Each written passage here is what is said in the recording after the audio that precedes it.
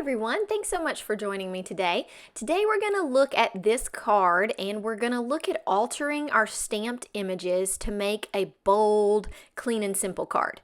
So we're going to start with a stamp set. This is the oldest stamp set I have from Altenew. It's a Build-A-Flower Gardenia, and then we're going to use the leaves from Beautiful Day.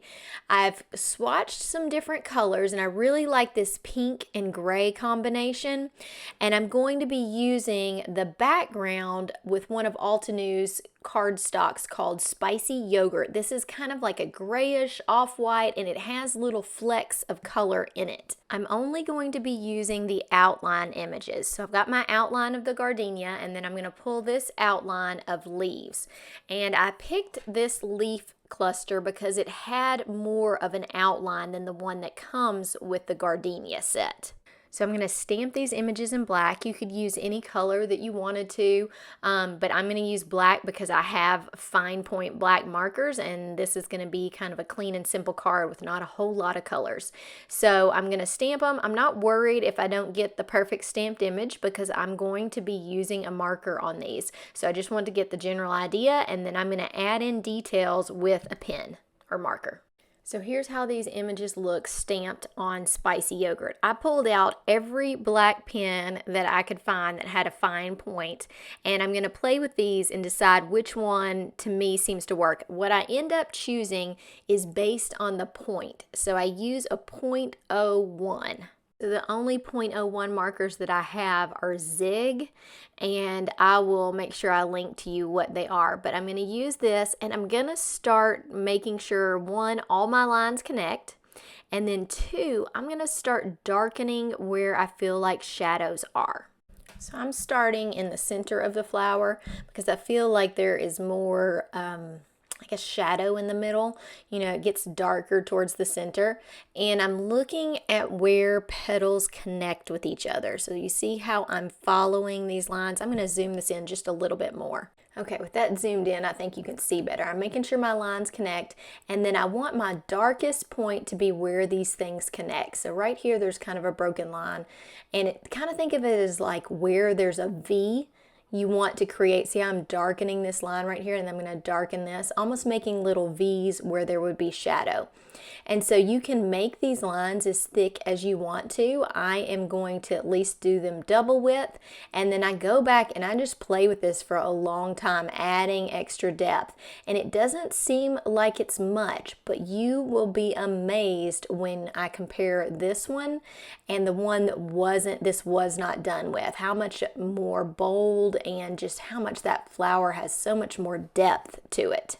I also feel like there's more depth when you connect these broken lines. See, I connected that little area there and I'm able to just add more detail with my pen. You know, you could take your pen, you could take a pencil, you could draw veining on this flower if you wanted to. I kept it to trying to show some things I needed to show for one of my Altenew classes, which is just adding different line strengths to this. So there's definitely an element that we learned about where you add different thicknesses of lines and how that just changes your image. So I'm really playing with that and seeing how bold I can make this just by increasing the line strength. Here's another line that I'm actually connecting right here, and you can see how skinny this pen is. I mean, you can really make some fine lines. I prefer starting with a pen like this just because I didn't want to go so bold and have to ditch my image. So I'm going to speed this up and get a little bit better angle on this for you and let you watch with a little bit of music playing just how I'm adding strength to these lines, and then I'll show you what it looks like compared to the original image.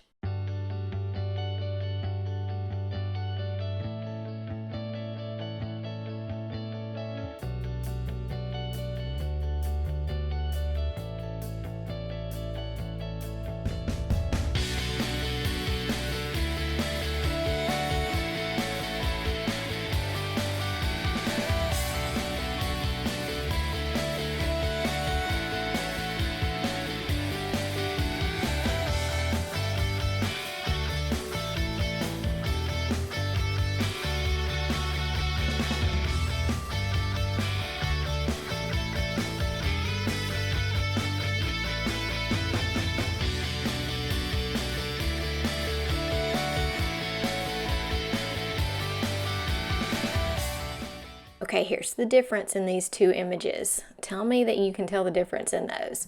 One is bold and one is light and airy, and I really love that bold look. There's one more comparison of those two. I just think it looks awesome. Next, we're going to be looking at this leaf cluster, and this leaf cluster is more of an airy look. So it's got these open areas of lines. That's not where I didn't stamp. It's more like an abstract type flower. So I'm connecting lines like I was doing with the other. You kind of have to look at where your stems are going to go. And then I'm going to take both of these leaf clusters and I'm going to put them and increase the lines for shadow, how they're going to be on the card.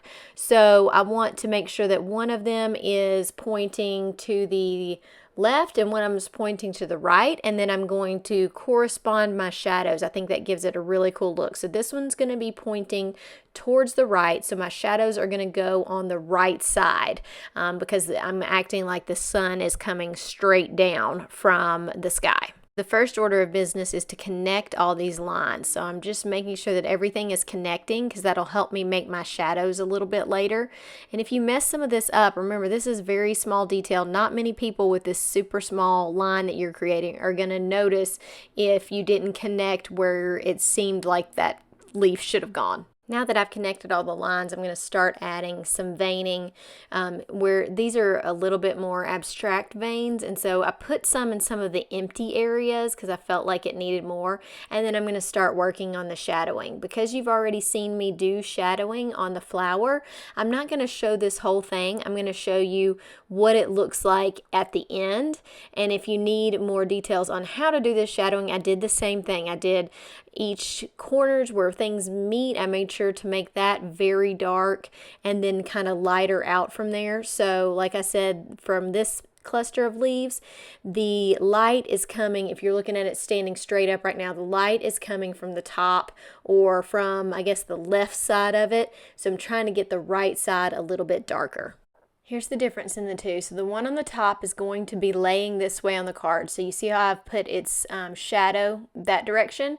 I know this other leaf cluster is going to be laying this way, so I'm turning them both so that I remember where my shadow is, because sometimes, I don't know if y'all do this, but sometimes I'll be doing something and I'll forget what my plan was. So I'm making this like it's the shadow and getting it started with my other leaf cluster above just to make sure I remember how I'm going to be putting this on the card. Okay, here's how these two turned out. So now let's add some color to the leaves and the flower. So for the flower, I'm going to use blush, and I'm just using this small blending brush from Altenew to get a little bit of color. You know, it's stamped on spicy yogurt, so it already has a little bit of that kind of grayish color to it. I just want to have some little highlights of pink. I'm not going to do the entire flower, and I'm going to make it darker towards the center of this flower just to give it a hint of color. Giving it a hint of color, I came in with an even smaller blending brush to just add some extra color to certain leaves, so kind of to the center and splaying out a little bit. I thought this just laid down a little bit more color than my larger brush, so I'm going to do that real quick. Hard to tell when you're not looking at the background color, so let me put this background color up here and you can see that I've added plenty of pink. So I used another even smaller blending brush and added the gray denim to the leaves, and I'm not worrying that the color doesn't go all the way out to the edge. I just want there to be some color on it, kind of abstractly like the flower is. So I'm just putting some kind of in the center, lower parts of it, and then blending it out. So here's how those leaves look. I think they look great with that gray. So this is hard to see because it's such a light pink color. I'm using blush on an acrylic block, and I added some water, and then I'm tapping it onto my spicy yogurt cardstock.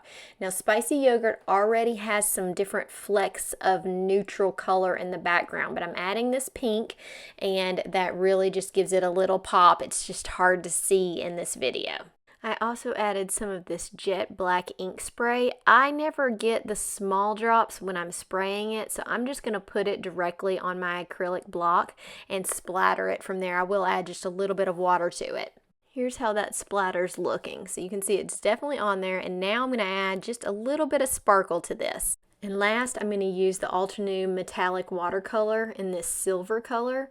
And I'm really mixing up, getting a ton on my brush, and then I'm just going to flick a little bit of this. This does not have much color to it. It's more like flicking on a little bit of iridescence, and I really like how that looks. It's very hard for me not to have a ton of sparkle on a card, and this gives me just that little bit that really helps. Okay, and here's how that looks, just a little bit of sparkle. So now we're going to put our card together, and we need a sentiment. So I want to show you a quick and easy way to figure out where to put your sentiment, but also what size you want to use. So I leave my sentiments on their acrylic pieces of paper or their pieces of acetate, and I just look at the size to figure it out. And this sentiment's small, it says with sympathy, but I feel like it balances the card out so that your main focus is on that beautiful flower and leaves that you work so hard on. Another thing that I learned in my class with J.C. Gasper was to have a direction for your card. So if you look at this flower, it's pointing up towards this corner. So it's taking your focus where it is looking. And so that's why I'm putting my sentiment up here, because it's almost like the flower is looking at the sentiment. I don't know if that makes sense to you, but it's a really interesting way about trying to figure out where you want to place your sentiment that really makes sense with your card.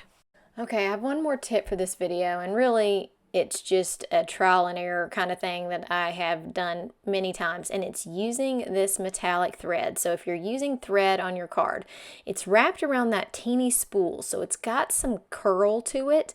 So I wrap it around my hands and lay it on the card, and then I'm just trying to mess with it to make it look right underneath this flower. So I'm going to hold my flower up. I realize I need it to show in a couple more places. I'm going to put, so I've got foam tape on the back of this flower. What I'm going to do to help myself out, trying to get all of this to make sense and look like a mess, but also look like a kind of an organized mess, is I'm going to put some glue on the back of my foam tape so that I can move my flower around once I set it down. And then I'm going to tuck pieces of this in. I'm going to add a little bit of glue to the metallic thread, and I'm going to tuck it in and try to make these loops a little bit more contained and to seem like they have more, I know it's supposed to look random, but I just want to make sure you can see it because you've worked so hard to get it behind your card. I want to pull it out and show it in different areas. And I use little dots of glue to stick it behind my flower where it's sticking out and it shouldn't be. And I just don't want you to get frustrated with it because it does make such nice texture on your card.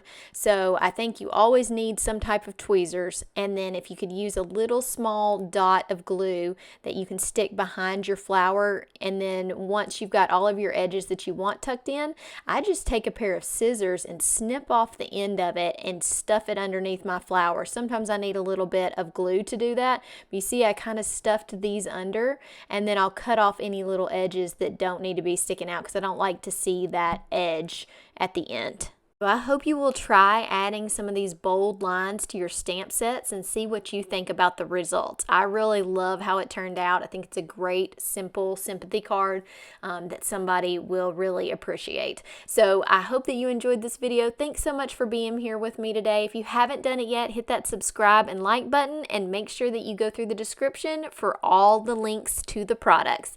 Have a great day. Bye.